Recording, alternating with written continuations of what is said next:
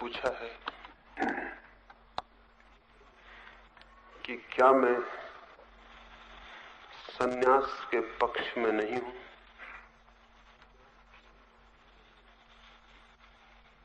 मैं सन्यास के तो पक्ष में हूं, लेकिन सन्यासियों के पक्ष में नहीं।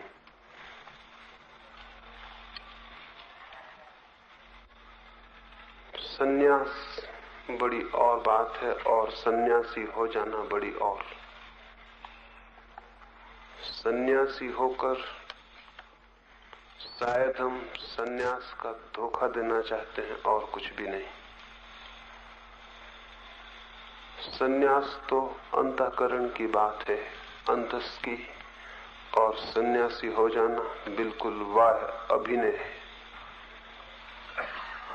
और बाहरी अभिनेताओं के कारण इस देश में सन्यास को, धर्म को जितनी हानि उठानी पड़ी है उसका हिसाब लगाना भी कठिन है। सन्यास जीवन विरोधी बात नहीं है, लेकिन तथाकथित सन्यासी जीवन विरोधी होता हुआ दिखाई पड़ता है। सन्यास तो जीवन को परिपूर्ण रूप से भोगने का उपाय है। सन्यास त्याग भी नहीं है। वस्तुतः तो जीवन के आनंद को हम कैसे पूरा उपलब्ध कर सकें, इसकी प्रक्रिया, इसकी वैज्ञानिक प्रक्रिया ही सन्यास है। सन्यास दुख उठाने का नाम नहीं, और न जान के अपने ऊपर दुख ओढ़ने का, न जान के अपने को पीड़ा, तकलीफ और कष्ट देने का। सच्चाई तो ये है कि जो लोग थोड़े आत्मघाती वृत्ति के होते हैं, थोड़े सुसाइडल होते हैं, वे लोग सन्यास के नाम से स्वयं को सताने का, खुद को टार्चर करने का रास्ता खोज लेते हैं। दुनिया में जिनकी दुष्ट प्रकृति है, जिनका मस्तिष्क और मन वायलेंट और हिंसक है, वे दो तरह के काम कर सकते हैं। एक तो ये कि वे दूसरों को सताएं, और दूसरा ये कि अगर वे दूसरों को न सताएं तो खुद को सताएं।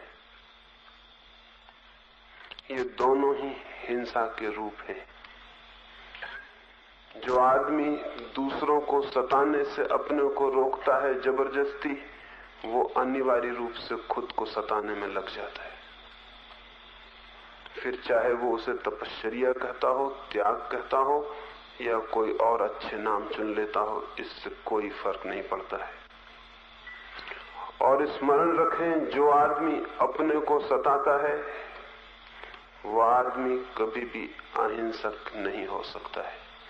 जो अपने को ही प्रेम नहीं करता, वो इस पृथ्वी पर किसी दूसरे को कभी प्रेम नहीं कर सकता है। दूसरों के प्रति दिखाया जाने वाला प्रेम धोखा और पाखंड है, क्योंकि जो खुद को ही प्रेम करने में समर्थ नहीं हो सका, वो और किसको प्रेम कर सकेगा। मेरी दृष्टि में सन्यासी वो है जो स्वयं को इतना प्रेम करता है कि इस स्वयं को प्रेम करने के कारण ही उसका जीवन आमूल परिवर्तित हो जाता है। स्वयं के प्रति इस गहरे प्रेम में ही उसके भीतर सबके प्रति प्रेम का जन्म होता है। सन्यास ऐसी चित्त दशा का नाम है जहां भीतर व्यक्ति ऐसे जीने लगता है जैसे कि हो ही नहीं, जैसे उसकी अस्मिता, उसका अहंकार, उसका ईगो खो गए हों, शून्य हो गए। वो हवाओं, पानी की भांति जीने लगता है। बाहर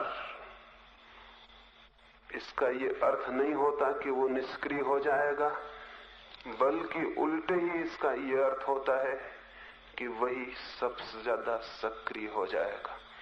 जिसके चित्त के तल पर शून्य है, उसके परिधि पर, उसके जीवन की परिधि पर बड़ी सृजनात्मक क्रियाओं का आविर्भाव होता है। एक गाड़ी को आप चलते देखते हैं, चक्के घूमते चले जाते हैं, लेकिन चाक के बीच में जो कील है वो स्थिर बनी रहती है। वो कील की स्थिरता के कारण ही चक्का घूम पाता है। अगर कील भी घूम जाए तो फिर चक्का नहीं घूम पाएगा। कील ठहरी रहती है और जितनी स्थिर होती है उतना ही चाक घूम सकता है, सहजता से, सरलता से। सन्यासी ऐसा व्यक्ति है जिसका चित्त तो स्थिर है, लेकिन जिसके जीवन का चाक बड़ी गति से घूमता है। जिसके जीवन का चाक ही रुक गया हो वो आदमी मर गया, वो आदमी सन्यासी नहीं है। ऐसे ही मरे लोगों को हमने हजारों साल तक पूजा है, और ऐसे मरे लोगों की पूजा के कारण हमारे पूरे कौम की आत्मा धीरे धीरे जड़ हो गई है, मर गई है। इस देश में सन्यास के नाम पर पलायनवादी एस्केपिस्ट प्रवृत्तियों को अद्भुत रूप से पूजा मिली है। जो लोग जीवन को छोड़ दें, जीवन से भाग जाएं, जीवन के शत्रु हो जाएं, उन सबको हम आदर देते हैं। तो फिर अगर जीवन उजड़ जाता हो तो कसूर किसका है? फिर अगर जीवन बेरौनक हो जाता हो, अगर जीवन दुख से भर जाता हो और जीवन में आनंद की कोई वर्षा न होती हो, तो कौन जिम्मेवार है? फिर इसमें आश्चर्य क्या है? एक सन्यासी अपने भक्तों के बीच बोलता था। उसने एक प्रश्न किया। उसने अपने भक्तों से कहा, तुम में से कितने लोग स्वर्ग जाना चाहते हैं? सभी हाथ उठ गए, सिर्फ एक हाथ को छोड़कर।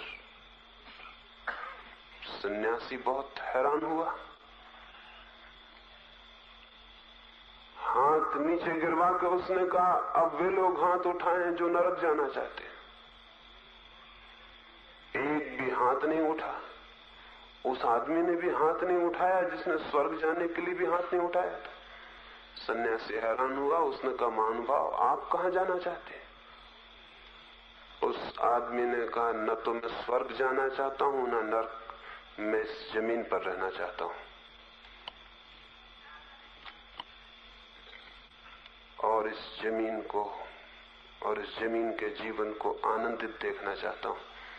ये तुम्हारे स्वर्ग जाने वाले लोग इस जमीन को नरक बनाने के कारण बने हैं। और नरक तो जाने को कोई तैयार नहीं है। सारे लोग स्वर्ग जाने को तैयार हैं। इस कारण ये पृथ्वी नरक हो गई है, क्योंकि इस पृथ्वी को कौन स्वर्ग बनाए? इस जीवन को कौन सुंदरता दे? इस जीवन की कुरूपता को कौन मिटाए? जो लोग जीवन को छोड़ने की शिक्षा देते हैं वे तो जीवन को सुंदर न बनाना चाहेंगे, क्योंकि जीवन अगर सुंदर हो जाए, उसकी सारी अगलीनेस, उसकी कुरूपता मिट जाए, तो शायद कोई जीवन को छोड़ने की, भागने की कल्पना भी ना करे। इसलिए जो लोग जीवन से भागने की शिक्षा देते हैं वे तो चाहते हैं कि जीवन जितना दुख, जितनी कुरूपता से भर जाए उतना अच्छा, क्योंकि तब छोड़ने की प्रेरणा और तीव्रता से अर्थ और अपील पकड़ लेगी। हमारे देश में या पुराने हजारों वर्षों में ऐसे लोग बहुत कम रहे हैं जिन्होंने इस पृथ्वी के प्रेम को प्रदर्शित किया हो, जिन्होंने ये कहा हो, हम इस जीवन को सुंदर, सत्य बनाना चाहते हैं। मैं तो ऐसे ही व्यक्ति को धार्मिक कहता हूं जो इस जीवन को सुंदर बनाने की चेष्टा में संलग्न है, जो इस जीवन की कुरूपताओं को दूर करना चाहता है, जो इस मौजूदा जिंदगी को, इस पृथ्वी को स्वर्ग बनाने के लिए चेष्टारत है, वही आदमी धार्मिक है। और जिस आदमी ने अपने पूरे प्राणों को इस दिशा में संलग्न कर दिया है, वो संन्यास्त है। उसकी अपनी अब कोई आकांक्षा नहीं इस जीवन को सुंदर बनाने के अतिरिक्त। और ये भी मैं आपसे कह दूं, जो थोड़े से लोग इस जीवन को सुंदर बनाने के लिए श्रम करते हैं, वे यहाँ तो स्वर्ग को उपलब्ध हो ही जाते हैं, और अगर कहीं भी कोई स्वर्ग होगा तो वे उससे वंचित नहीं रह सकते। उन्होंने वो दूसरा स्वर्ग भी कमा लिया इस पृथ्वी को स्वर्ग बनाने में। लेकिन जो लोग इस जीवन को उजाड़ते हैं, और तथाकथित साधु और सन्यासियों के ऊपर ही ये सारा जिम्मा है कि उन्होंने भागने की, छोड़ने की ऐसी हवा पैदा की, ऐसी वृत्ति पैदा की कि इस जीवन को बसाने की और बनाने का तो ख्याल ही खो गया। ये हैरानी होगी जानकर कि हमारे जीवन में जितना अकल्याण, अमंगल दिखाई पड़ता है, जितना दुख, उसमें तथाकथित साधु और सन्यासियों का हाथ है। और इस तथ्य को जब तक हम न देखेंगे, तब तक न तो जीवन को बदलने के लिए हमारी दृष्टि स्पष्ट हो सकती है, और न ही सन्यास का, धर्म का सही अर्थ और संन्यास्त जीवन की सही प्रक्रिया का ही हमें बोध हो सकता है। हम तो एक पलायनवादी दृष्टि में, एक एस्केपिस्ट दृष्टि के अंतर्गत बड़े हुए हैं, और हमने भागते हुए आदमी को आदर दिया है। इस आदर के जितना अमंगल हुआ है उसकी कल्पना करनी भी कठिन। मैं ऐसे सन्यासी के पक्ष में नहीं हूं। मेरी तो समझ यही है कि जीवन के अतिरिक्त और कोई परमात्मा नहीं। ये जो विराट जीवन है, सब तरफ अनंत तक छाया और फैला हुआ, ये जो हम में और आप में और पत्तों में और पक्षियों में और पत्थरों में और आकाश के तारों में, ये जो विराट जीवन सब तरफ प्रकट होता है, इसी जीवन की समग्रता का नाम परमात्मा है। इस जीवन की समग्रता में जो अपने को इस भांति खो देता है, अपने अहंकार को, कि उसे इससे कोई पृथकता की दीवार नहीं रह जाती, उसके बीच और जीवन के बीच कोई फासला, कोई डिस्टेंस नहीं रह जाता, क्योंकि एक ही फासला है अहंकार का, और कोई फासला है भी नहीं। एक मनुष्य और दूसरे मनुष्य के बीच भी अहंकार का फासला है, एक जीवन और समस्त जीवन के बीच भी अहंकार का फासला है। सामान्यतः सन्यासी में उसे कहना चाहूंगा जिसने इस फासले को पार कर लिया, जिसके और जीवन के बीच अब कोई फासला नहीं है। लेकिन ऐसा आदमी जीवन से भागेगा नहीं, ऐसा आदमी तो परिपूर्ण रूप से जीवन में सम्मिलित हो जाएगा। जीवन का सब कुछ उसे स्वीकार हो जाएगा। अब वो है ही नहीं, अस्वीकार कौन करे, भागे कौन, और भागे तो कहां भागे। अब तो वो जीवन से एक है। जीवन से एकता की अनुभूति धार्मिक चित्त की आधारशिला है। जो उस अनुभूति को उपलब्ध होता है उसे मैं सन्यासी कहूं। लेकिन सन्यासी के नाम से जो सब चलता रहा है, तो चूंकि हम उसके आदी हो गए हैं देखने के, इसलिए में ख्याल नहीं आता कि सन्यासी के नाम से कैसा पाखंड, कैसी एक्टिंग, कैसा अभिनय चल रहा है। अगर हमारी आंखें गहरी होंगी देखने को, तो हम ये देख पाएंगे कि फिल्मों के अभिनेता भी इतने कुशल अभिनेता नहीं है। क्योंकि बेचारे वे कम से कम इतना तो जानते ही हैं कि अभिनय कर रहे हैं। लेकिन वस्त्रों को बदल लेने वाले सन्यासी, उनको ये भी पता नहीं है कि वे ये क्या कर रहे हैं। वस्त्रों को बदल लेना, घर द्वार को बदल लेना, जीवन के बाह्य आवरण में परिवर्तन कर लेने से कोई सन्यास नहीं उपलब्ध हो जाता है। कपड़े बदलने से आत्मा बदलने का क्या कोई संबंध है? कपड़े रंग लेने से क्या आत्मा के बदल जाने का कोई भी नाता है? और जिसको ये दिखाई पड़ता हो कि कपड़े बदल लेने का इतना मूल्य है, वो बहुत चाइल्डिश है, बहुत बचकाना है। अभी उसकी समझ जरा भी मैच्योरिटी को उपलब्ध नहीं हुई, वो प्रौढ़ नहीं हुआ है। लेकिन ये चलता रहा है, चल रहा है, और हम सब इसके चलने में सहयोगी हैं। मैं निवेदन करना चाहूंगा, ऐसे किसी सन्यास की मेरे मन में कोई आदर, ऐसे सन्यास के प्रति कोई सद्भाव, कोई सहयोग मेरे मन में नहीं है। और आप भी सोचेंगे तो बहुत कठिन है कि आपके मन में भी रह जाए। लेकिन हम देखते नहीं जीवन को उघाड़ कर, हम तो स्वीकार कर लेते हैं जो चलता है उसे चुपचाप।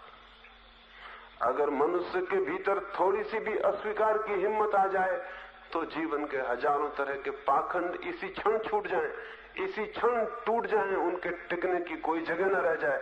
लेकिन हम अपनी शिथिलता में, हम अपने आलस्य में, हम अपनी नींद में आंख खोल के देखते भी नहीं।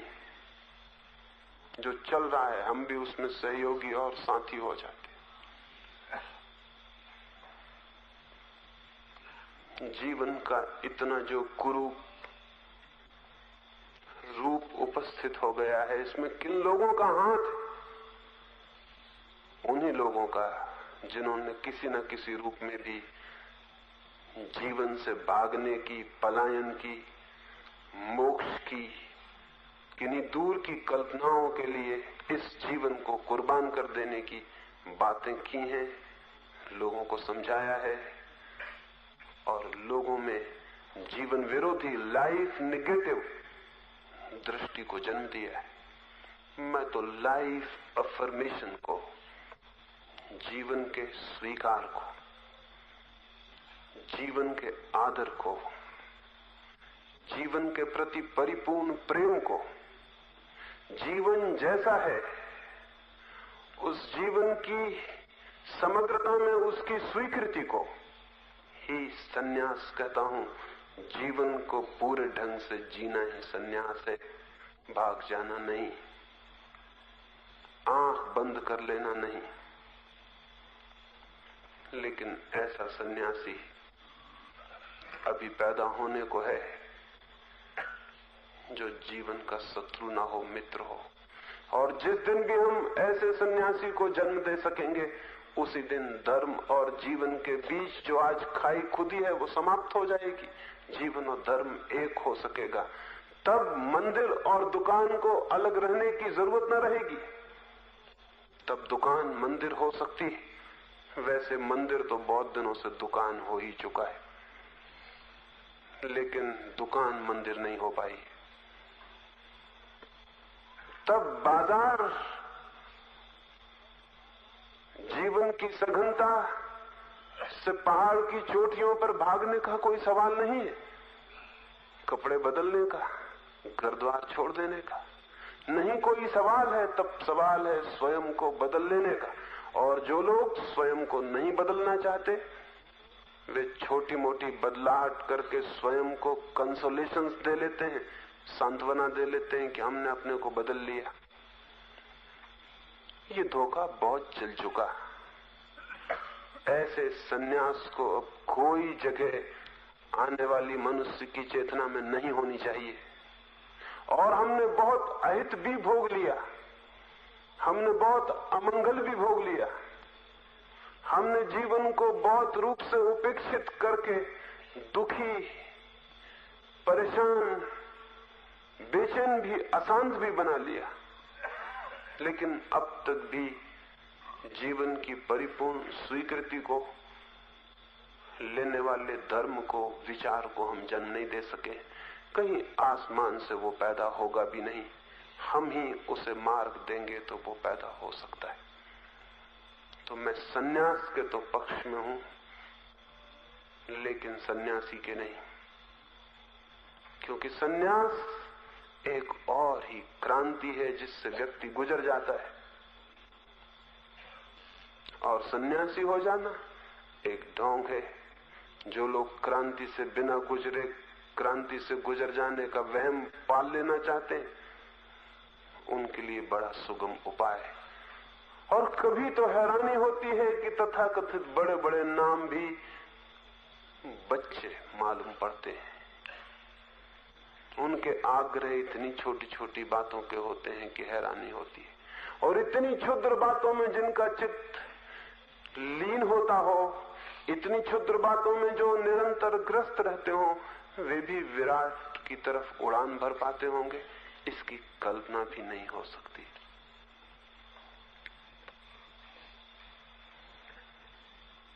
एक और मित्र ने पूछा है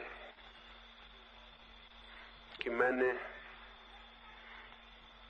कहा कि शास्त्रों में सत्य नहीं है, तो फिर मेरी किताबें क्यों हैं, क्यों बेची जाती हैं, क्यों लोगों को दी जाती हैं? वे शास्त्र और किताब के फर्क को नहीं समझ पाए। किताबों के विरोध में मैं नहीं हूं। गीता एक किताब हो तो ठीक, कुरान एक किताब हो तो ठीक। जिस दिन कोई किताब शास्त्र बनती है, उसी दिन से खतरा शुरू होता है। शास्त्र और किताब में फर्क क्या है? जब कोई किताब अथॉरिटी बन जाती है, आप्त बन जाती है, जब कोई किताब ये दावा करती है कि ये ईश्वरीय है, होली है, पवित्र है, जब कोई किताब ये दावा करती है कि इसमें जो लिखा है वो त्रिकाल में सत्य है, जब कोई किताब ये दावा करती है कि इससे अन्यथा जो है वो सब गलत है, जब कोई किताब ये कहती है कि मेरी पूजा करो, जब कोई किताब पूजा पाने लगती है, आप्त बन जाती है, दावे करने लगती है कि जो कुछ है मैं हूं, यही सत्य है, इस पर श्रद्धा लाने से ही ज्ञान उपलब्ध होगा, तब किताब किताब नहीं रह जाती, शास्त्र बन जाती। और शास्त्र खतरनाक सिद्ध होते हैं। किताबें तो बहुत निर्दोष हैं, उनमें कोई खतरा नहीं है। तो ये जो मेरी किताबें हैं, जब तक किताबें हैं तब तक कोई खतरा नहीं है, लेकिन अगर कुछ ना समझ यहां इकट्ठे हो गए और इनमें से किसी किताब को उन्होंने शास्त्र कह दिया तो खतरा शुरू हो जाएगा। उस दिन इनको जला देना, इनको एक क्षण बचने मत देना जिस दिन भी कोई इनको शास्त्र कहे, क्योंकि तब ये मनुष्य को बांधने वाली हो जाती। एक खलीफा सिकंदरिया पहुंचा था और सिकंदरिया के बहुत बड़े विराट पुस्तकालय में उसने आग लगवा दी थी। उस पुस्तकालय में कहा जाता है संभवतः दुनिया की सर्वाधिक किताबें संग्रहित थी। एक बड़ी संपदा थी वो। इतनी पुस्तकें थी वहां कि आग लगाने पर 6 महीने तक आग बुझ नहीं सकी। 6 महीने तक पुस्तकालय जलता रहा। जिस खलीफा ने वहां आग लगाई थी वो अपने हाथ में एक शास्त्र लेकर पहुंचा था, वो कुरान लेकर पहुंचा था।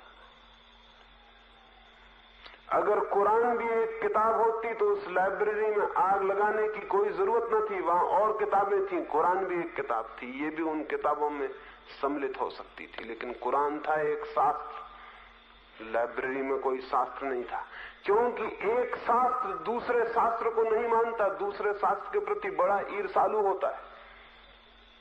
क्योंकि शास्त्र हो सकता है एक, 25 दावे सही नहीं हो सकते, एक ही दावा सही हो सकता है।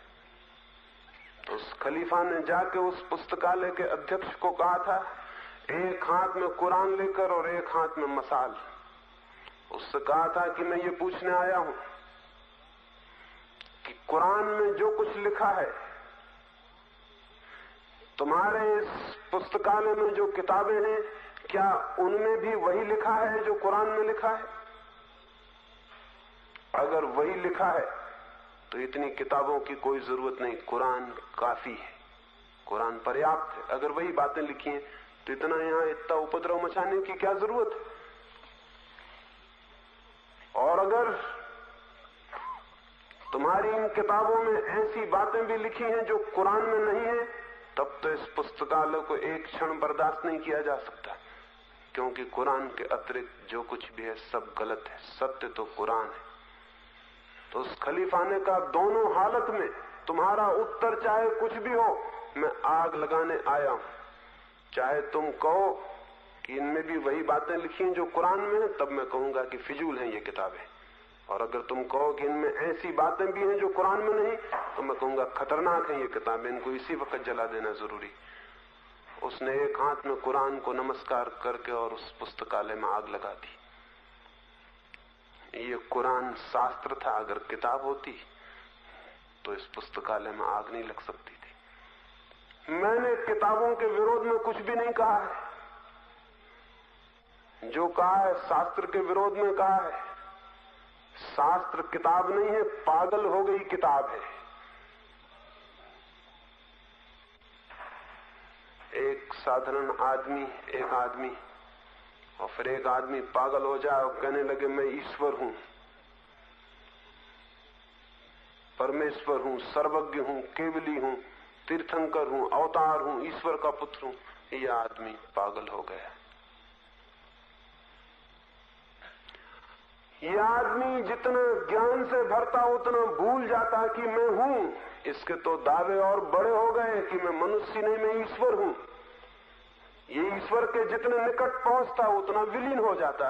इससे कोई पूछता कि तुम हो, तो शायद ये कहता कि मैं तो बहुत खोजता हूं लेकिन पाता नहीं कि कहां हूं। लेकिन ये तो कहने लगा मैं ईश्वर हूं, और इतना ही कहे तो ठीक है। ये भी कहता है कि और अगर कोई कहता हो कि मैं ईश्वर हूं तो वो झूठ कहता है। एक मुसलमान राजधानी में एक आदमी ने आके घोषणा कर दी कि मैं पैगंबर हूं। उसे पकड़ लिया गया, उस बादशाह ने उसे कैद में बंद करवा दिया। 24 घंटे बाद उसके पास गया और उससे कहा, स्मरण रखो मोहम्मद के बाद अब कोई पैगंबर नहीं। इस तरह की बातें कहोगे तो मौत के सिवाय और कोई सजा नहीं होगी। 24 घंटे में कुछ अकल आई। उससे बहुत कोड़े मारे गए थे, पीटा गया था, भूखा रखा गया था, लहू लुहान कर दिया था, चमड़ी कट गई थी, वो बंधा था एक खंबे से। होश आया हो, माफी मांग लो तो छूट सकते हो। वो पैगंबर हंसा और उसने कहा कि तुम्हें पता नहीं, जब परमात्मा ने मुझसे कहा था मैं तुम्हें पैगंबर बना के भेज रहा हूं, तो उसने मुझे ये भी कहा था कि पैगंबरों पे मुसीबतें आती हैं। सो मुसीबतें आनी शुरू हो गई। इससे ये सिद्ध नहीं होता कि मैं पैगंबर नहीं हूं, इससे तो ये बिल्कुल सिद्ध होता है कि मैं पैगंबर हूं, क्योंकि हमेशा पैगंबरों पे मुसीबतें आती हैं, पत्थर मारे जाते, चोटें की जाती हैं। ये बात वो कह ही रहा था कि पीछे सींखों में बंद एक आदमी चिल्लाया कि बिल्कुल झूठ बोल रहा है। इस आदमी को 1 महीने पहले बंद किया गया था। उस सुल्तान ने पूछा कि कैसे तुम कहते हो झूठ बोल रहा है? उस आदमी ने कहा, आप भूल गए, मैं खुद परमात्मा हूं, मोहम्मद के बाद मैंने किसी को भेजे नहीं। यह आदमी बिल्कुल झूठ बोल रहा है। वो परमात्मा के जुर्म में गिरफ्तार किए गए थे 1 महीने पहले। उसने कहा, ये बिल्कुल सरासर झूठ बोल रहा है कि पैगंबर, मैंने इसको कभी पैगंबर बनाया ही नहीं, मोहम्मद के बाद मैंने किसी को बनाया ही नहीं। तब इनको हम जानते हैं, इनका इलाज होना चाहिए। आदमी पागल हो गए। इनके अहंकार ने अंतिम घोषणा कर दी। इनका अहंकार फूल के अंतिम गुब्बारा बन गया। अब ये विक्षिप्त स्थिति की अंतिम सीमा पर है। जब आदमी पागल होते हैं तो वे पैगंबर होने के दावे शुरू कर देते हैं, और जब किताबें पागल हो जाती हैं भक्तों के कारण तो वे शास्त्र बन जाती। शास्त्र के तो मैंने जो कुछ कहा जरूर कहा, लेकिन किताब के खिलाफ मैंने कुछ भी नहीं कहा है। गीता किताब रहे, कुरान किताब रहे, वेद किताब रहे, बड़ा स्वागत है उनका पुस्तकालय में और सब किताबों के साथ, उनको भी रैक पर जगह होगी, लेकिन शास्त्र अब दुनिया में नहीं चल सकते, क्योंकि शास्त्रों ने एक तरह का पागलपन पैदा किया है और शास्त्र सत्य की खोज में बाधा बन गए अपने दावों के कारण। और शास्त्रों पर विश्वास की शिक्षा ने मनुष्य को जड़ता सिखा दी है। विचार नहीं, चिंतन नहीं, आस्था, अंधी आस्था, अंधविश्वास। इसलिए मैंने कहा, तो मैं फिर से कह दूं, ये किताबें जरूर हैं यहाँ।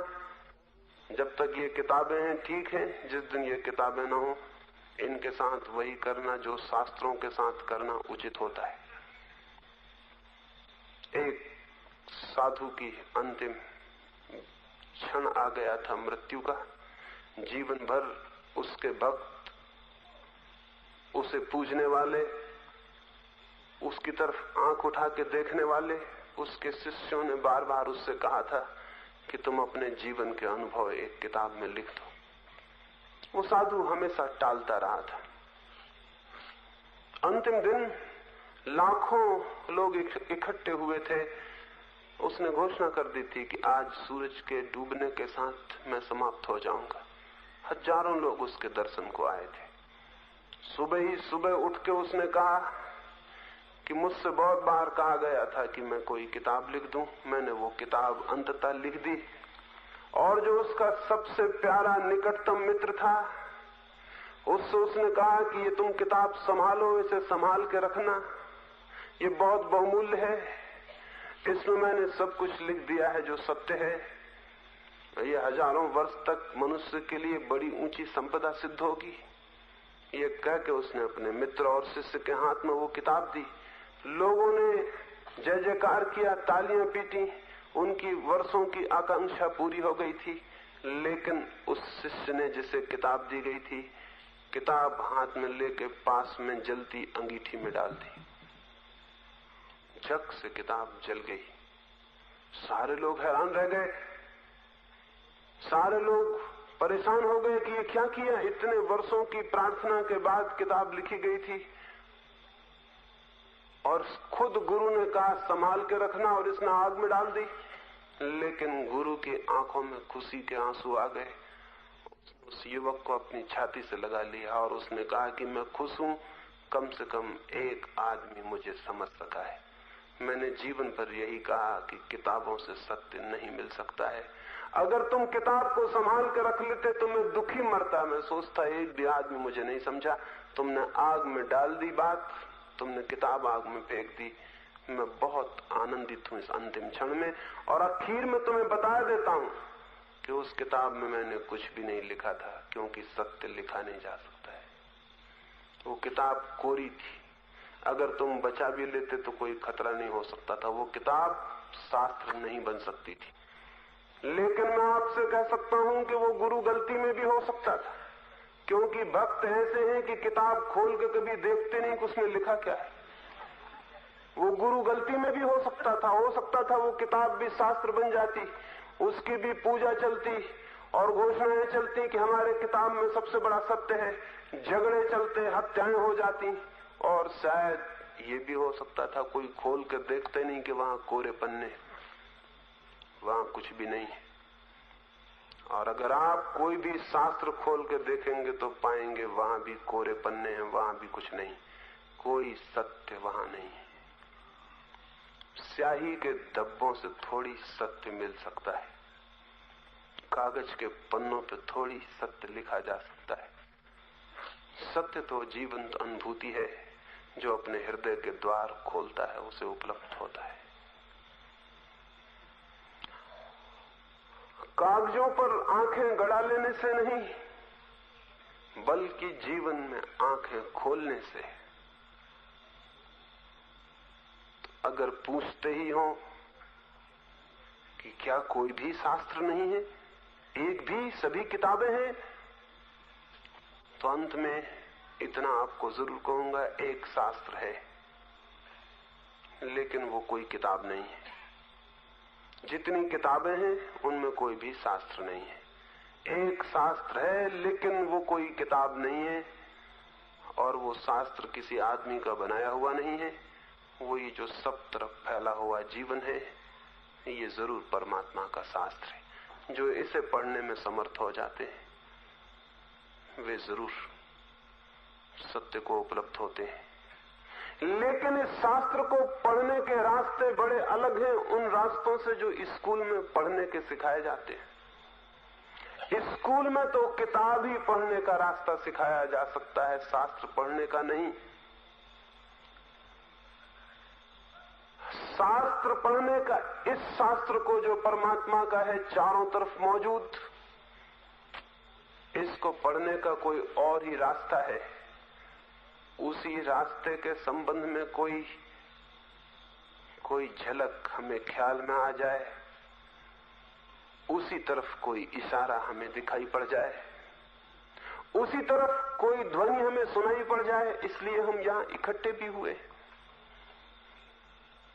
ऐसे में शास्त्रों के विरोध में बोल रहा हूं, लेकिन अगर आप मुझे समझेंगे तो मैं परमात्मा के शास्त्र के बहुत पक्ष में हूं, और उसके पक्ष में हूं इसलिए आदमियों की किसी भी किताब को शास्त्र का औहदा नहीं देना चाहता हूं। आदमी की कोई भी किताब जब शास्त्र बनती है तो परमात्मा के शास्त्र की खोज बंद हो जाती है, फिर उस तरफ हमारी आंखें नहीं उठती, फिर यही किताब दीवार बन जाती है। हम इसको ही शास्त्र समझ लेते हैं और रुक जाते हैं। तो अगर शास्त्र ही पढ़ना हो प्रभु का, तो आदमी के सब शास्त्र बीच में बाधा हैं, ये जान लेना जरूरी है, और आंखें उनसे मुक्त हो जानी चाहिए। तो ही आंखें उस विराट शास्त्र की तरफ, उस सत्य की तरफ उठ सकती। और वो शास्त्र बड़ा अजीब है, वो पत्ते पर भी लिखा है, हवाओं में भी, बादलों में भी, चांद-तारों में भी, आदमी की आंखों में भी। लेकिन आदमी की आंखें बहुत झूठी हो गई हैं, शायद वहां पढ़ा ना जा सके। मैंने सुना है एक बहुत बड़ा राजनीतिक अपने सेक्रेटरी के लिए चुनाव कर रहा था। उसने अनेक लोगों को बुलाया हुआ था, उनका इंटरव्यू ले रहा था। एक बहुत योग्य युवक उसे दिखाई पड़ा। 2500 युवक आए थे। एक युवक बहुत योग्य मालूम पड़ता था। सोचा उसने इसको चुन ले, लेकिन चुनने के पहले उसने एक परीक्षा लेनी चाहिए। उसने उस युवक से कहा कि मैं तुम्हें नौकरी पर रख लूंगा, इन 25 युवकों में तुम ही मुझे सबसे ज्यादा योग्य मालूम पड़े हो, लेकिन एक शर्त, एक परीक्षा पहले, और वो परीक्षा ये, मेरी 2 आंखों में एक आंख नकली है और एक असली। क्या तुम पहचान के बता सकते हो कौन सी नकली है और कौन सी असली? उस युवक ने आंखों को थोड़ी देर गौर से देखा और फिर कहा, आपकी बाईं आंख असली है।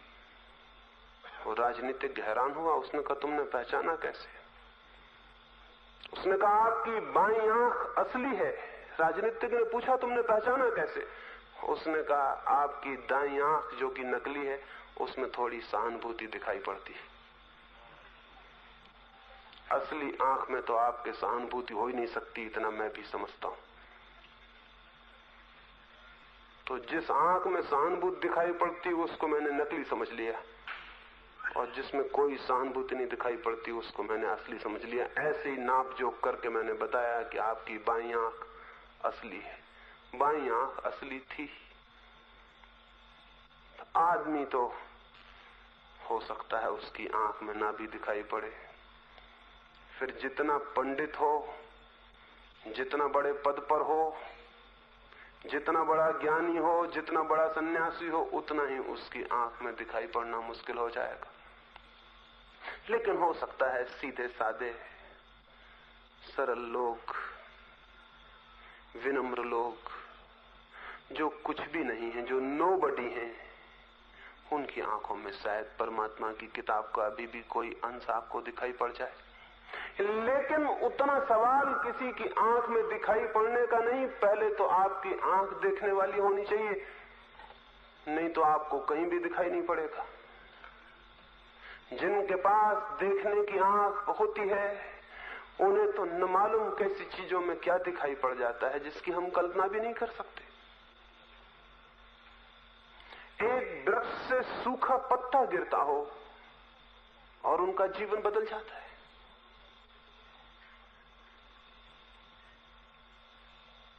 एक मटकी फूट जाए और उनका जीवन बदल जाता है। मैंने सुना है एक युवा सत्य की खोज में था और न मालूम कहां कहां भटका, और एक दिन पतझड़ होती थी और वृक्ष से सूखे पत्ते गिर रहे थे और हवाएं उन पत्तों को जगह जगह नचा रही थी, पूरब और पश्चिम। और वो युवक खड़ा देख रहा था और वो नाच उठा और उसे मिल गया जिसकी वो खोज में था।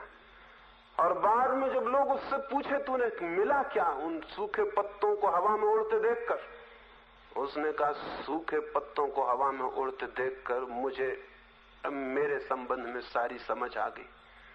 मुझे दिखाई पड़ा मैं भी एक पत्ते से ज्यादा कहां हूं। जैसे हवाएं पूरब ले जाती हैं तो पूरब जाता, पश्चिम ले जाती हैं तो पश्चिम जाता। और तब से मैं एक सूखा पत्ता ही हो गया हूं। अब मेरा कोई रेसिस्टेंस नहीं है, अब जीवन के प्रति मेरा कोई विरोध नहीं। जीवन जहां ले जाता है मैं चला जाता हूं। और जिस दिन से मैंने अपना विरोध छोड़ दिया है जीवन से, उसी दिन से मेरे जीवन का सारा दुख विलीन हो गया। अब मैं जानता हूं कि मैं दुखी था अपने कारण, क्योंकि मैं था। अब मैं सूखे पत्ते की तरह हूं, हवाएं जहां ले जाती हैं चला जाता हूं, हवाएं नहीं ले जाती तो वहीं पड़ा रह जाता हूं। हवाएं आकाश में उठा लेती हैं तो आकाश में उड़ जाता हूं, हवाएं नीचे गिरा देती हैं तो नीचे गिर जाता हूं। अब मेरा अपना कोई होना नहीं, अब मैं नहीं हूं। अब हवाएं हैं, मैं एक सूखा पत्ता हूं, लेकिन ये मुझे एक सूखे पत्ते से ही दिखाई पड़ा था। देखने वाली आंख होगी तो दिखाई पड़ गया, नहीं तो सूखे पत्ते इस माथेरान में कितने नहीं है, और आपके पैरों के नीचे कितने नहीं आके कुचल जाते होंगे, और आपकी आंखों के सामने कितने नहीं वृक्षों से गिर जाते होंगे। लेकिन सूखे पत्ते क्या करेंगे? अगर सूखे पत्ते कुछ करते होते तो बड़ी आसान बात थी, हम हर गांव में एक वृक्ष लगा लेते और उसमें से सूखे पत्ते टपकाते रहते और गांव में जो भी निकलता ज्ञान को उपलब्ध हो जाता। नहीं, लेकिन सूखे पत्ते में हम तभी देख पाएंगे जब हम देखने में समर्थ हैं। एक युवक सत्य की खोज पर था, बहुत घूमा, बहुत भटका था। एक दिन कुएं से पानी भर के आ रहा था, दोनों कंधे पर लकड़ी डालकर दो मटकियां बांधी हुई थी। लकड़ी छूट गई, मटकी फूट गई, पानी बह गया। वो नाच उठा। लोगों ने उससे पीछे पूछा तुम्हें क्या हो गया? उसने कहा मटकी क्या फूटी, मैं ही फूट गया। मटकी के फूटने के क्षण में मुझे दिखाई पड़ा, अरे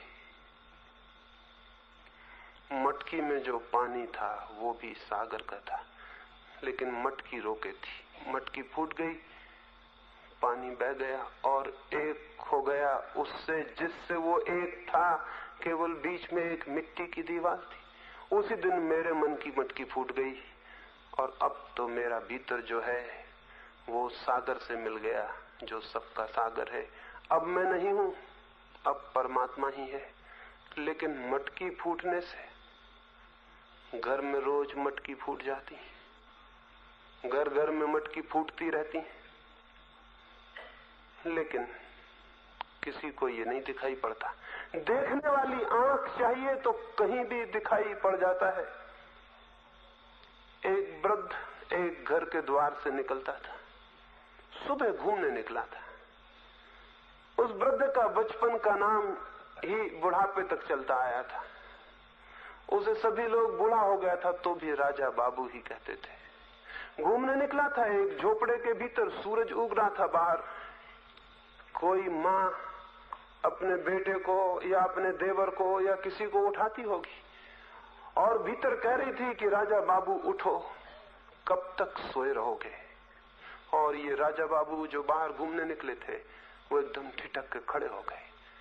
उन्हें सुनाई पड़ा, राजा बाबू उठो, कब तक सोए रहोगे? वो वापस लौट पड़े। घर आके उन्होंने कहा, मैं दूसरा आदमी हो गया, अब राजा बाबू सोए नहीं रह सकते। मैं उठ गया, मुझे एक जगह बात सुनाई पड़ी और मैं बदल गया। उस स्त्री को पता भी नहीं होगा कि बाहर भी कोई मौजूद था। उसे ख्याल भी नहीं होगा कि उसने जो कहा था उसके राजा बाबू तो शायद सो ही रहे होंगे, क्योंकि राजा बाबू जिनको हम कहते हैं वो जल्दी नहीं उठते।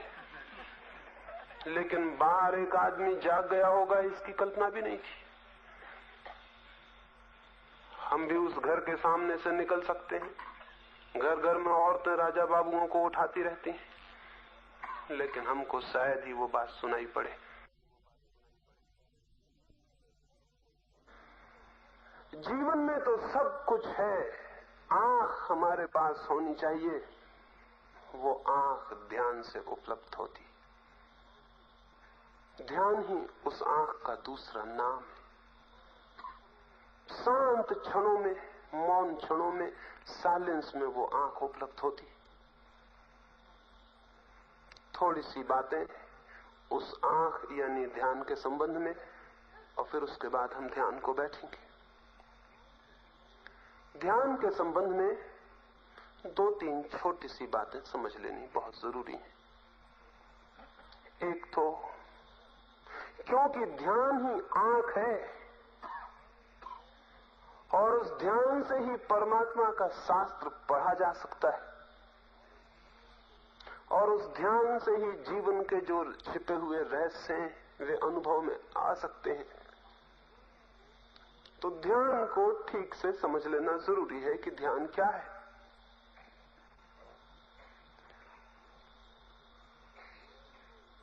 ध्यान को समझने में सबसे बड़ी जो बाधा है वो ध्यान के संबंध में हमारी बहुत सी धारणाएं, वे धारणाएं रोक देती हैं। समझ हम नहीं पाते कि ध्यान क्या है। ध्यान के संबंध में एक तो निरंतर हजारों वर्षों से ये ख्याल पैदा हुआ है कि ध्यान कोई इफर्ट है, कोई प्रयत्न है, कोई चेष्टा है, कोई बहुत चेष्टा करनी है ध्यान के लिए।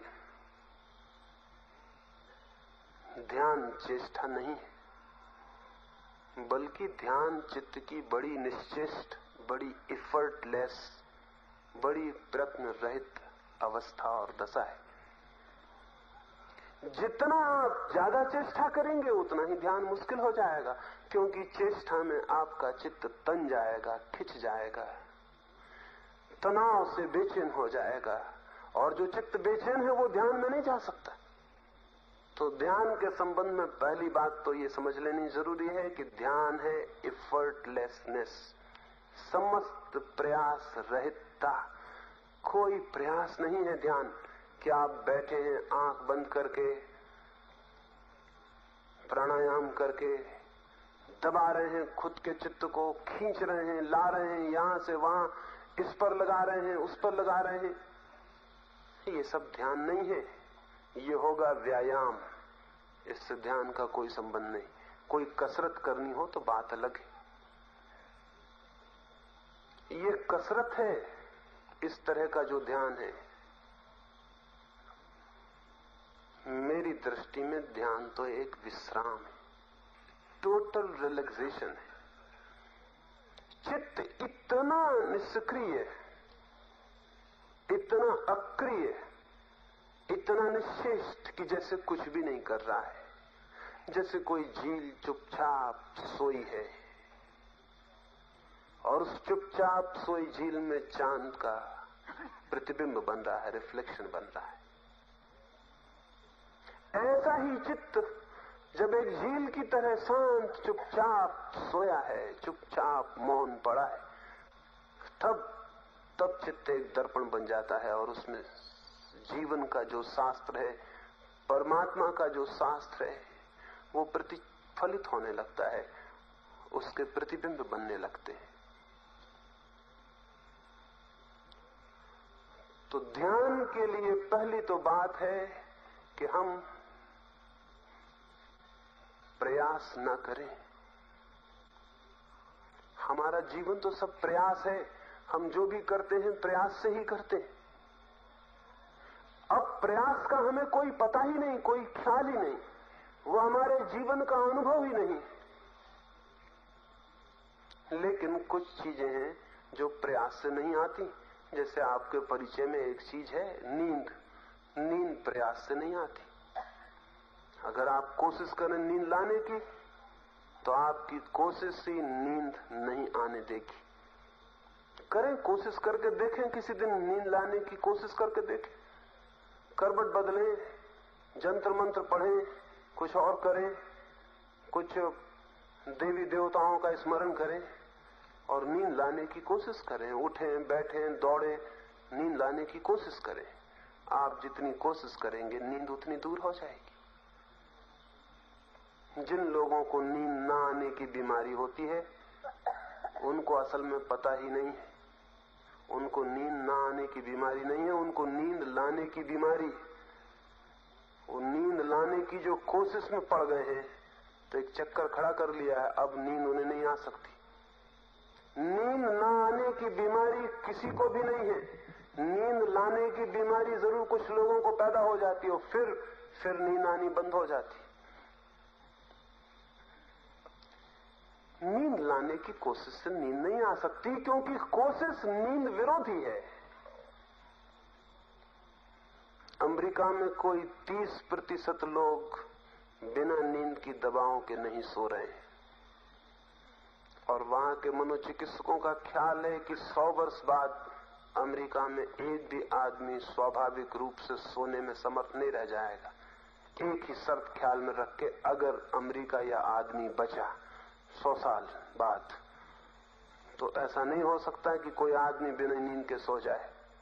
अगर 100 साल बाद अमेरिका के उन लोगों को कहा जाएगा कि एक जमाना ऐसा भी था कि लोग बस जाते थे, सिर रखा बिस्तर पर और सो जाते थे, तो क्या वे लोग विश्वास कर सकेंगे?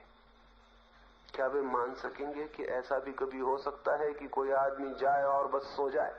हद हो गई, ये तो हो ही नहीं सकता।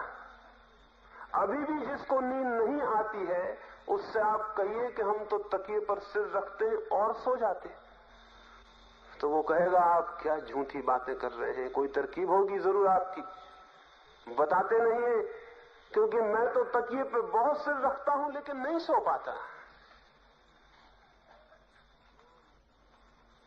ध्यान भी इतनी ही सरल बात है, इतनी ही सरल, लेकिन प्रयास करिएगा तो बाधा पड़ जाएगी। तो अभी हम जब यहां अभी रात्रि के ध्यान के लिए बैठेंगे तो एक बात ख्याल में रखिए, कोई प्रयास नहीं करना है, ढीले ढाले चुपचाप रह जाना है, कोई चेष्टा नहीं करनी, ध्यान लगाने की लाने की कोई कोशिश नहीं करनी। फिर आप कहेंगे हम क्या करेंगे? बस आप एक ही कृपा करें, कुछ ना करें और ध्यान आना शुरू हो जाएगा। लेकिन ये काम बड़ा कठिन है। अगर करने का होता तो आप कर देते, चाहे वो कितनी कठिन होता, लेकिन न करने का काम बड़ा कठिन है, क्योंकि हमारी पकड़ में नहीं आता कि हम क्या करें। और न करने की हमारी कोई आदत नहीं है कि हम खाली बैठ जाएं और कुछ ना करें। हम कहेंगे कुछ तो बताइए, राम राम जपें, माला दे दीजिए, कुछ बताइए, हम कुछ करें। मेरे पास रोज लोग आते हैं, वे कहते हैं सब ठीक है, लेकिन आप कुछ तो बता दीजिए कि हम करें, करने जैसा कुछ बता दीजिए तो फिर सब ठीक हो जाए। अब कठिनाई ये है कि जैसे आपने करना शुरू किया आप ध्यान के बाहर हो गए। करना यानी ध्यान के बाहर हो जाना, न करना नो एक्शन यानी ध्यान में हो जाना। ना करने की सारी बात है, कुछ भी ना करें, लेकिन आप कुछ ना भी करेंगे तो भी भीतर तो विचार चलेंगे ही। उनकी तो आदत है निरंतर की, वो भीतर गतिमान होते रहेंगे, उनका चक्कर भीतर चलता रहेगा। उनके साथ क्या करें? उनके साथ भी कुछ ना करें, चुपचाप उन्हें देखते रहे। वे आपका बिगाड़ भी क्या रहे? वे आपका क्या हर्ज कर रहे हैं? आपका कौन सा नुकसान हुआ जा रहा है? झिंगुर बोल रहे हैं दरख्तों पर, आकाश में बादल चल रहे हैं, हवाएं बह रही हैं, ऐसे ही विचार चल रहे हैं। आप परेशान क्यों हैं उनसे? लेकिन हमें सिखाया गया है विचारों को रोको। विचारों को रोक लिया तो ध्यान हो जाएगा। हो गई मुसीबत, विचार रोक नहीं सकेंगे आप और ध्यान कभी होगा नहीं। विचार को रोकने की कोशिश ही विचार को निमंत्रण है। विचार का सीधा सा सूत्र है, जिस चीज को हम रोकना चाहेंगे विचार के तल पर, वो चीज दुगने बल से आनी शुरू हो जाएगी। रोक के देख लें कोई एक आध विचार, कोशिश कर लें कि इसको हम ना आने देंगे। सुनी होगी कथा आपने, तिब्बत के एक फकीर के पास एक युवक गया था। उससे चाहता था कोई मंत्र दे दे, कोई सिद्धि हो जाए। उस फकीर ने बहुत समझाया, कोई मंत्र मेरे पास नहीं, कोई सिद्धि मेरे पास नहीं, मैं बिल्कुल सीधा साधा आदमी हूं, मैं कोई बाजीगर नहीं हूं, कोई मदारी नहीं हूं। किन्हीं मदारियों के पास जाओ। वैसे कई मदारी साधु सन्यासी के वेश में उपलब्ध होते हैं, उन्हें खोज लो कहीं, वो शायद कोई तुम्हें दे दे। लेकिन वो युवक माना नहीं। जितना उस साधु ने समझाया कि जाओ, उतना ही उसे लगा कि है कुछ इसके पास, रुको। पर उसे पता नहीं चला कि यही सीक्रेट था, इसी में वो उलझ गया। साधु धक्के देने लगा कि जाओ, दरवाजे बंद कर लेता। हमारे मुल्क में ऐसे साधु सारी दुनिया में होते हैं, पत्थर मारेंगे, गाली देंगे। जितना पत्थर मारेंगे, जितना गाली देंगे, उतने रसलीन भक्त उनके आसपास इकट्ठे होंगे। क्योंकि ये आकर्षण बन गया कि जरूर कुछ होना चाहिए। यहां जहां कुछ होता है वहां से भगाए जाते हैं, तो जरूर यहां कुछ होना चाहिए।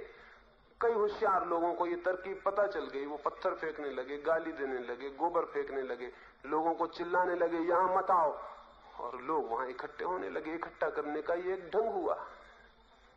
उस साधु ने बेचारों को पता नहीं था, वो तो सहज ही उसे भगाता था, लेकिन वो युवक पीछे पड़ गया। वो आके दरवाजे पर बैठा रहता, पैर पकड़ लेता। आखिर उसने देखा कि कोई रास्ता नहीं, इसे मंत्र देना ही पड़ेगा। और उसने मंत्र दिया भी, लेकिन उसको मंत्र मिल नहीं सका। एक कंडीशन, एक शर्त लगा दी और सब गड़बड़ हो गया। सभी होशियार लोग कुछ न कुछ शर्त जरूर पीछे लगा देते हैं, ताकि जब मंत्र सिद्ध न हो तो कहने को रह जाए कि शर्त पूरी नहीं हुई। नहीं तो मंत्र तो बराबर सिद्ध होता। शर्त तुमने पूरी नहीं की, कसूर तुम्हारा है। और शर्त कुछ ऐसी होती है कि वो पूरी हो ही नहीं सकती। उसने एक शर्त लगा दी। उसने कहा ये मंत्र ले जाओ, 5 ही बार पढ़ना, सिद्ध हो जाएगा आज रात। लेकिन जैसे ही वो उतरने लगा सीढ़ियों से मंत्र लेकर, उसने कहा ठहरो, मैं शर्त तो भूल ही गया बताना, उसके बिना तो कुछ होगा नहीं। कौन सी शर्त? का बंदर का स्मरण ना आए। बस 5 बार पढ़ लेना बिना बंदर को स्मरण किए, सब ठीक हो जाएगा। उस युवक ने कहा क्या शर्त बताई है आपने भी, फिजूल जिंदगी हो गई, मुझे बंदर का स्मरण नहीं आया। मैं कोई डार्विन का भक्त थोड़ी हूं कि मुझे बंदर का स्मरण आता हो। मैं डार्विन को मानता ही नहीं। मैं ये विकासवाद, ये एवोल्यूशन कुछ नहीं मानता। बंदर से मेरा क्या नाता? बंदर कोई मेरे माँ बाप थोड़ी है। लेकिन उसे पता चला कि डार्विन को मानो या न मानो, बंदर को रोक लगा दी गई थी। बंदर आना शुरू हो गया। चला भी था, सीढ़ियां भी नहीं उतर पाया था कि उसने देखा भीतर बंदर मौजूद हो गया। वो बहुत घबराया। बाहर बंदर हो तो भगा भी सकते हैं, अब भीतर हो तो क्या करें। घर पहुंचते पहुंचते उसने एक बंदर को हटाने की कोशिश तो पाया कि और बंदर चले आ रहे। घर पहुंचते पहुंचते उसके मन में बंदर ही बंदर बैठ गए। सब तरफ से वो उसे चिढ़ा रहे हैं, सब तरफ से पूंछ हिला रहे हैं। अब बहुत मुश्किल हो गई। वो तो बहुत घबराया कि अजीब बात है, आज तक जीवन में ये बंदरों से कभी कोई संबंध नहीं रहा, कोई मैत्री नहीं रही, कोई वास्ता नहीं रहा इन बंदरों से। ये हो क्या गया है मुझे? नहाया, धोया, सब उपाय किए, अगरबत्ती जलाई, धूप दीप जलाए, जैसे कि धार्मिक लोग करते हैं, जैसे इनसे कुछ हो जाएगा। कमरा बंद किया, नहा धो के बैठा, लेकिन कितने ही नहा धो, बंदर कोई पानी से डरते नहीं। और कितनी धूप दीप जलाओ, बंदरों को पता भी नहीं उनका। और बंदर बाहर होते तो कोई उपाय भी था, बंदर थे भीतर, उनको निकालने का कोई रास्ता न था। वो जितनी आंख बंद करने लगा, रात जितनी बीतने लगी, मंत्र हाथ में उठाता था, मंत्र बाहर ही रह जाता था, बंदर भीतर। सुबह तक वो घबरा गया, समझ गया कि ये मंत्र इस जीवन में अब सिद्ध नहीं हो सकता। गया, साधु को मंत्र वापस दिया और कहा अगले जन्म में फिर मिलेंगे, लेकिन ख्याल रखना ये कंडीशन फिर से मत लगा देना, ये शर्त मत लगा देना दोबारा, मुश्किल हो जाएगा। ये बंदर तो हद हो गई, निकालना चाहा तो बंदर मौजूद हो गए। आप भी कुछ निकालना चाहें, जिसे निकालना चाहें वो मौजूद हो जाएगा।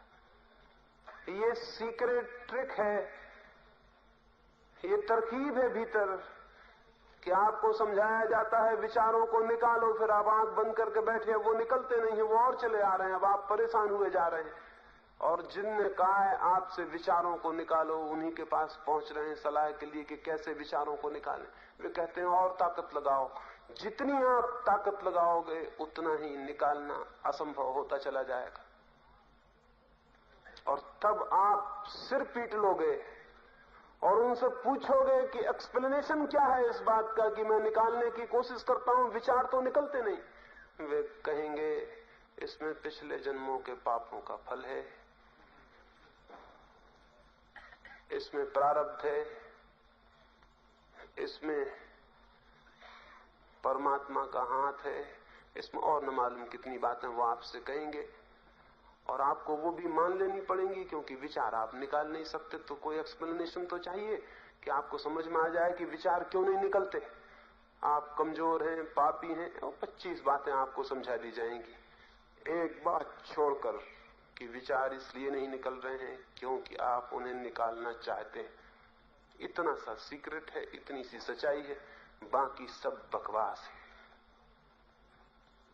तो विचार को निकालने की कोशिश न करें, फिर क्या करें?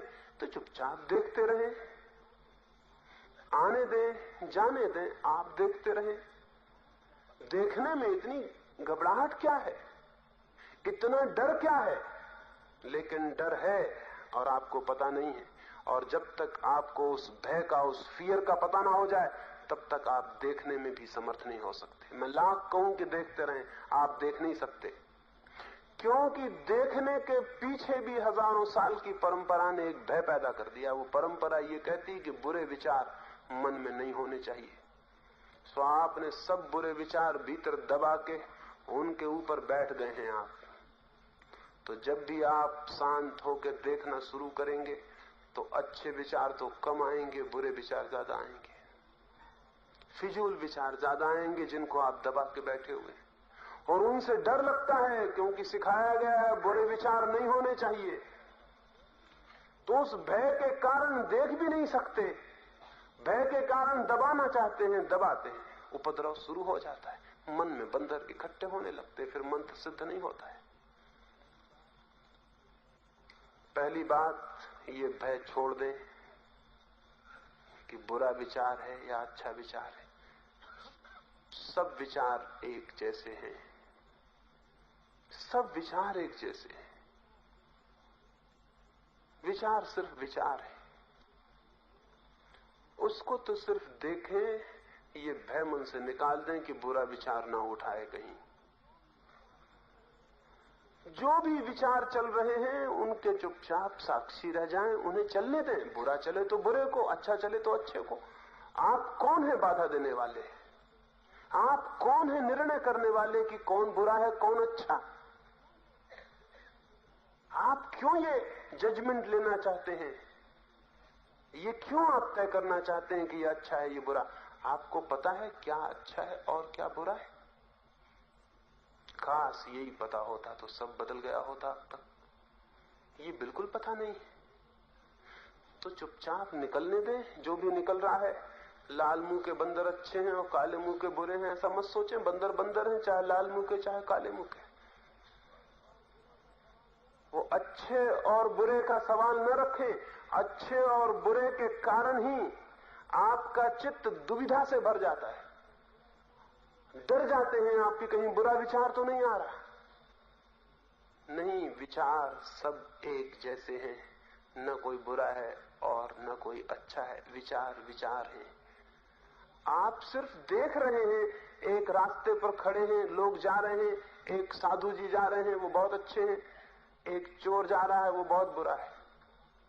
आपको क्या लेना देना है? वो रास्ते से जा रहे हैं और किसको पता कौन अच्छा है कौन बुरा। हो सकता है साधु जी चोरी का विचार कर रहे हो सकता है चोर साधु हो जाने की योजना बना रहा। तो कोई पक्का नहीं है, कोई हिसाब तय नहीं है कौन कौन है। तो भीतर क्या क्या है, इसका बहुत ज्यादा निर्णय आप करेंगे तो आप जागरूक नहीं हो सकते।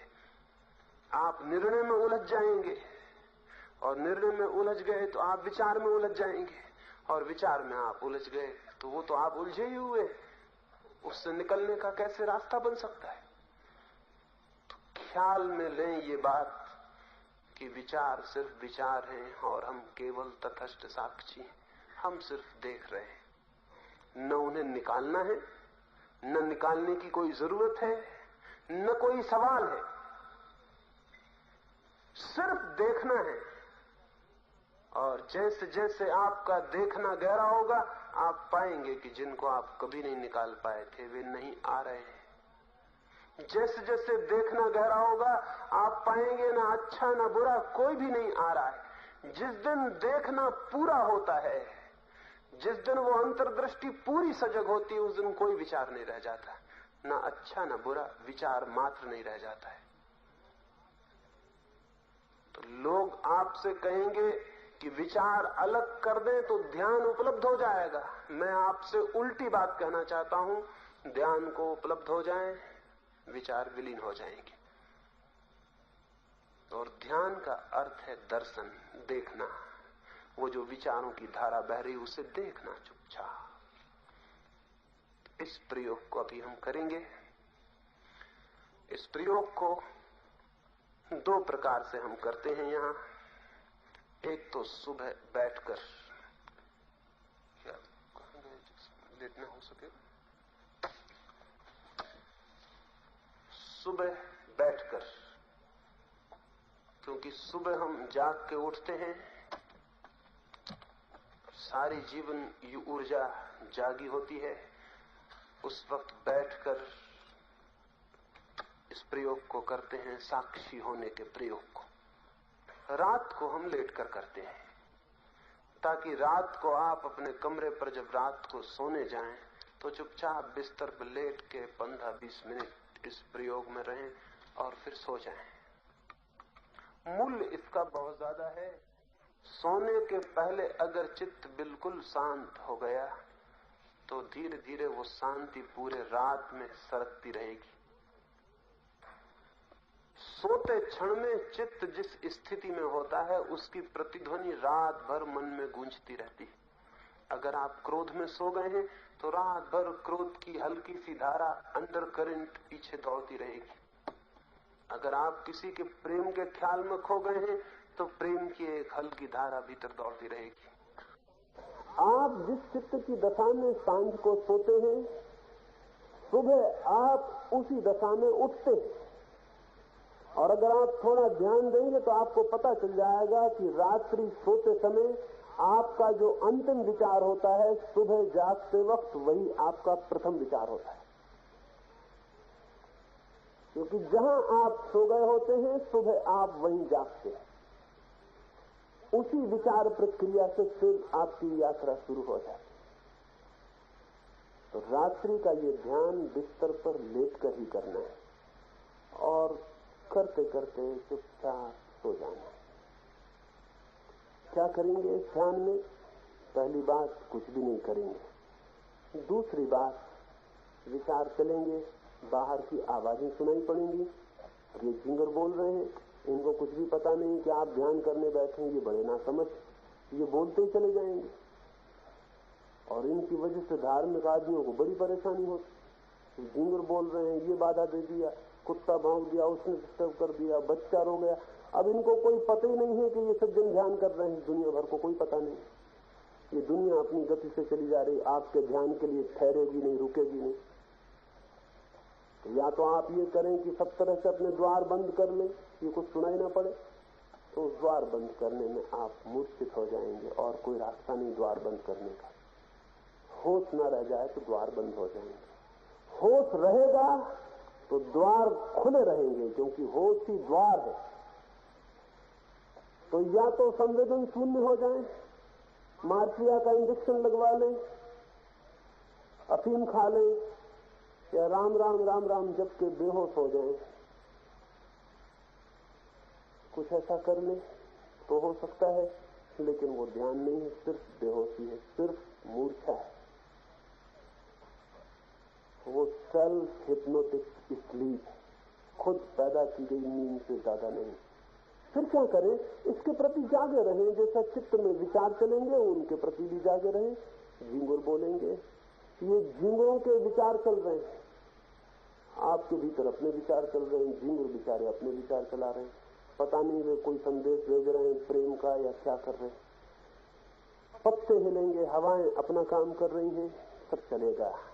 इस सब के प्रति भी जागे रहना है। लेटने में जब आप बिस्तर पर लेटेंगे उस तरह थोड़ी कोशिश यहां भी करेंगे। ये मानना तो आपको बहुत कठिन पड़ेगा कि आपका बिस्तर है।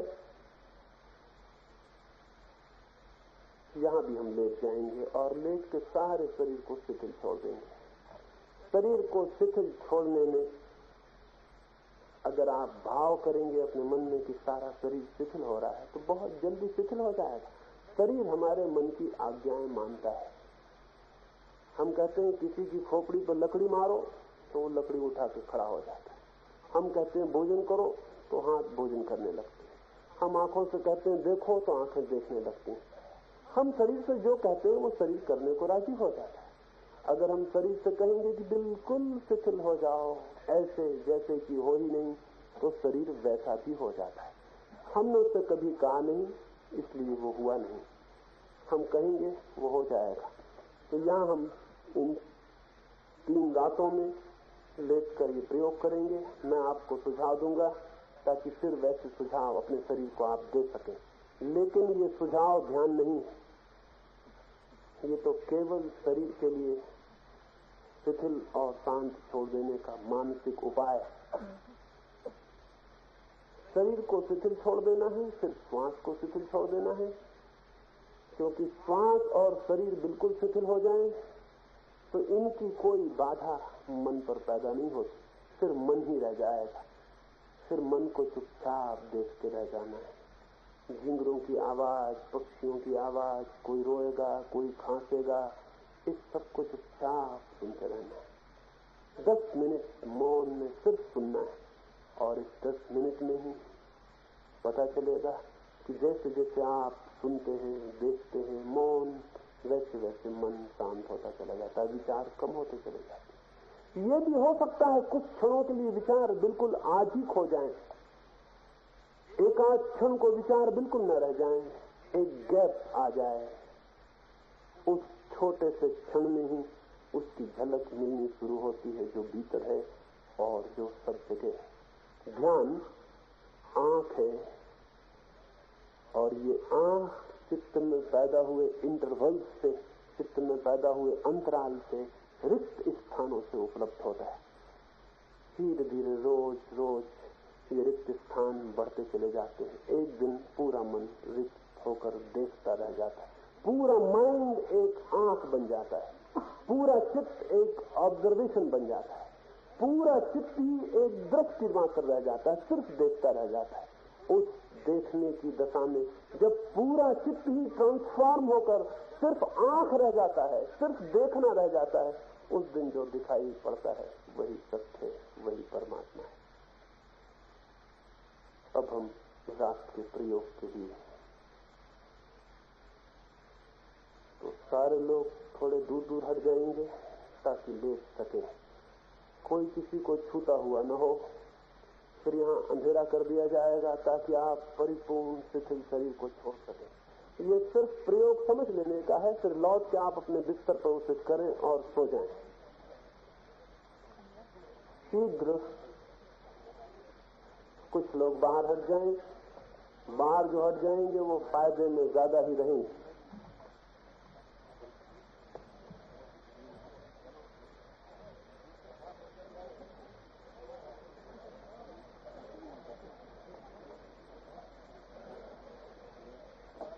बातचीत न करें,